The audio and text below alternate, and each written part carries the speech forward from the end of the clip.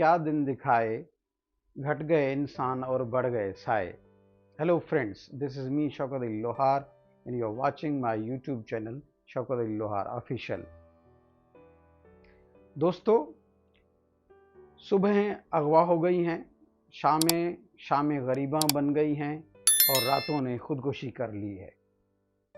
दिल खून के आंसू रोता है कि ऐसे वाक़यात के बारे में बात करें तो आखिर कैसे करें। बड़े सगीर की मायानाज राइटर अमृता प्रीतम से मैं अल्फाज उधार लूँगा, जिसने क्या खूब कहा है कि औरत जो है वो गोंदे हुए आटे की तरह होती है, जो अगर कमरे के अंदर रहे तो वो आटा ख़राब हो जाता है, अगर बाहर रखा जाए तो उसको कवे नोचने लगते हैं। जी हाँ फ्रेंड्स, मैं बात कर रहा हूँ भारत में हुए एक होलनाक वाक़ये की, जिसमें भारत के शहर कलकत्ता में एक लेडी डॉक्टर के साथ बहीमाना तरीके से ज़्यादती की गई और उसको गैंग रेप का निशाना बनाया गया और उसके बाद उसको कत्ल कर दिया गया। इस वाक़ये ने पूरे भारत में एहतजाज बर्पा कर दिए हैं। ये औरत का एक बहीमाना कत्ल है जिस पे बात करने के लिए हमारे पास अल्फाज नहीं है और पूरे भारत में और पूरे बड़े सगीर में एहतजाज हो रहे हैं। औरतें महफूज नहीं हैं, बच्चियां महफूज नहीं हैं। वैसे भी कहा जाता है कि अगर बच्ची जो है वो क्योंकि लायबिलिटी समझी जाती है और बेटा जो है उसको एसेट समझा जाता है, और औरत जो है वो पैदा होने से लेके मरने तक महफूज नहीं है। औरत ना घर में महफूज है, ना बाहर महफूज है, ना स्कूल में महफूज है, ना कॉलेज में, ना यूनिवर्सिटी में, ना ही वर्किंग प्लेस पे महफूज है। एक लेडी डॉक्टर जो पोस्ट ग्रेजुएट की स्टूडेंट थी, जिसको यंग डॉक्टर्स कहा जाता है, वो अस्पताल में सोती थी और अस्पताल में काम करती थी और उनके साथ फिर बाद में वहाँ के कुछ गुंडों ने मिल के उनको गैंग रेप किया और अल जज़ीरा की एक रिपोर्ट के मुताबिक उसके पेट के अंदर से तौलीदी मादा जो है वो 150 मिलीग्राम मिला है, जिसमें यानी कि वो कम से कम 10 से ज़्यादा लोगों का हो सकता है। तो ऐसी होलनाक चीज़ें आपके सामने हो रही हैं और औरत जो है वो बिल्कुल भी महफूज नहीं है और ये एक ख़तरनाक सूरत हाल है जिसमें औरत को कैसे बचाया जाए। भारत की सुप्रीम कोर्ट ने इसका अज़ खुद नोटिस लिया है और इसको एक अंधोनाक वाक़या करार दिया है।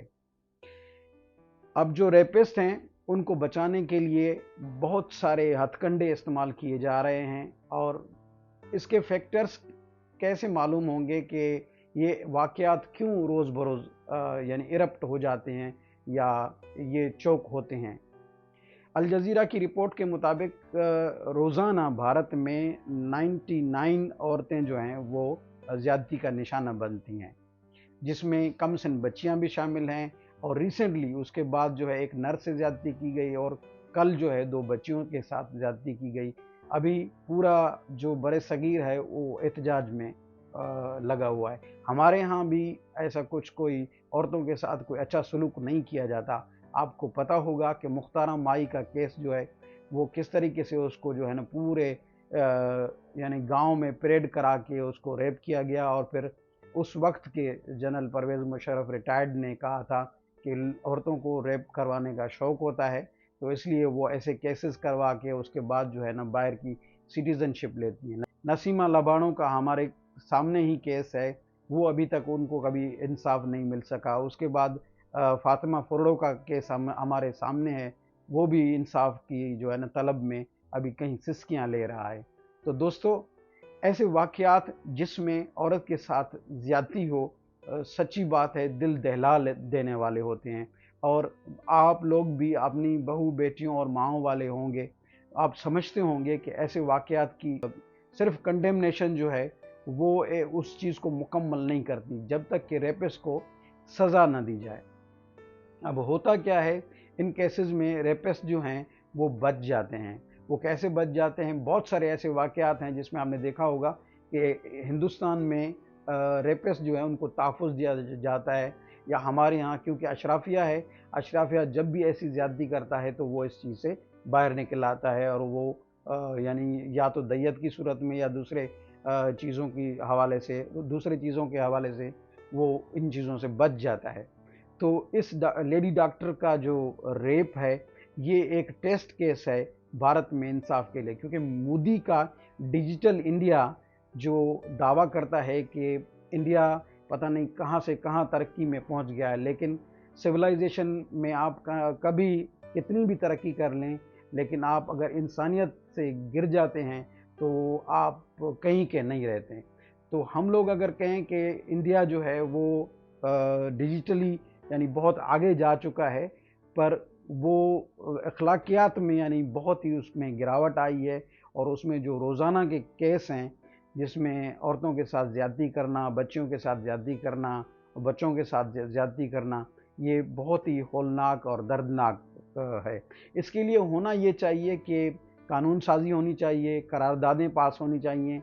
बट मुझे लगता है कि कानून तो बहुत से हैं, करारदादें भी बहुत सारी पास हुई हैं, उन पे अमल करवाना अभी बाकी है।